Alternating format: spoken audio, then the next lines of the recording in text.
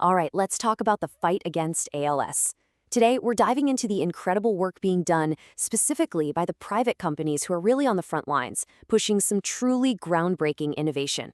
So let me just start with a question that sounds like it's straight out of a sci-fi movie. What if you could text with your mind? And I know that sounds out there, but this isn't just some hypothetical. It's the reality that one pioneering company is actually creating right now for people with ALS. But, before we get into all that amazing tech, we really have to understand the challenge they're up against. What exactly does ALS take away from a person? Well, at its core, ALS, you might know it as Lou Gehrig's disease, is this progressive disease that just systematically robs people of everything: their ability to move, to speak, and, in the end, to connect with the world. And that profound loss of function, that's the central problem all these brilliant people are trying to solve. Okay, so a lot of researchers, understandably, are in this race for a cure. But there's one company taking a radically different approach, an incredibly immediate one. They're not trying to stop the disease itself, not yet. They're focused on giving back what it takes away right now. And that company, it's called Synchron. Their entire mission is to restore communication and independence for patients today. And this is a huge deal because it completely shifts the focus from some far-off future cure to immediate quality of life. So how in the world do they do it? So the magic behind all this is something called a brain-computer interface, or a BCI for short. And it's exactly what it sounds like. It's a system that lets a person control a computer, or really any electronic device, using only their thoughts. I mean, no keyboard, no mouse, no talking to it, just the power of your mind.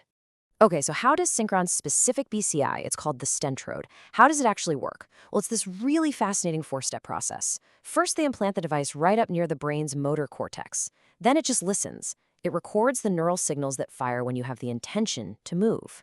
Step 3, those signals get beamed wirelessly to an external device. And finally, and this is the amazing part, software converts those thought signals into actual digital commands for a computer. Now, this is where it gets really cool. This is the key differentiator for Synchron. When you hear brain implants, I bet you're picturing, open brain surgery, right? Scary stuff. But the Stentrode is totally different. It's actually delivered through a blood vessel with a catheter, kind of like how they put in a heart stunt. This means it's a minimally invasive procedure, which is just a massive, massive advantage.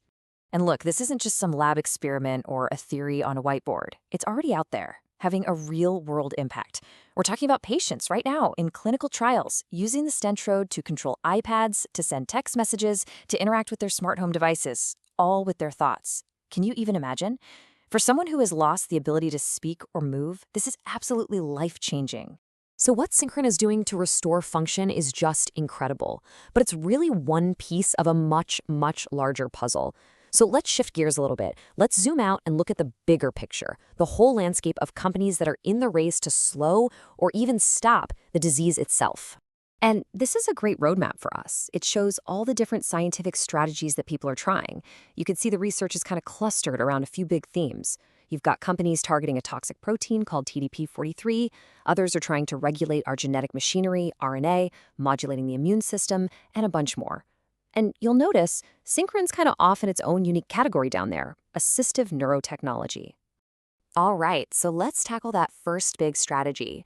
This is all about targeting a protein called TDP-43, which is a key bad guy in most cases of ALS. You've got companies like DuPont, Promis, and Vectori, and they're all coming at it from different angles. Some are trying to fix how it behaves inside our cells. Others are literally creating specialized antibodies to just clear the stuff out. Okay, another really critical area is all about fixing errors in our genetic machinery, specifically with something called RNA. Now, you can think of RNA as the messenger that carries instructions from our DNA to the rest of the cell. The problem is, in ALS, that whole messenger system can get messed up. So companies like Quiralis and Trace Neuroscience are developing these pioneering therapies to correct those errors at a really fundamental level. And believe me, the innovation does not stop there. You've got Koya Therapeutics working to calm down the inflammation in the brain that makes things worse.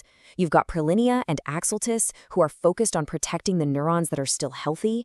And then there's Solutia, which is developing ways to basically tag and destroy those toxic proteins. It is a truly multi-pronged attack on this disease. So when you take a step back and you look at all of this research, this really powerful picture starts to emerge. you realize it's not just one single fight. It's more like a war being fought on two totally distinct fronts. And this is maybe the most crucial point of all. We've got this massive, coordinated effort going on, but the goals are different. They're both equally vital, but different. So let's break down what those two fronts actually look like. Yeah, this lays it out perfectly. On front one, you've got the vast majority of companies, Cordalis, StewPoint, all those guys we just talked about. They are locked in this desperate race for a treatment or a cure to slow the disease down.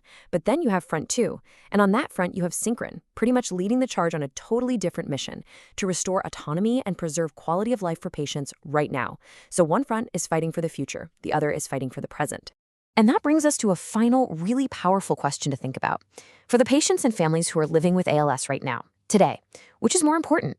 Is it the hope of a future cure, or is it the immediate gift of independence in the present day? And the answer, of course, is that you can't choose. Both are absolutely essential. And the work being done on both of these fronts, that is the true vanguard of hope in the fight against this devastating disease.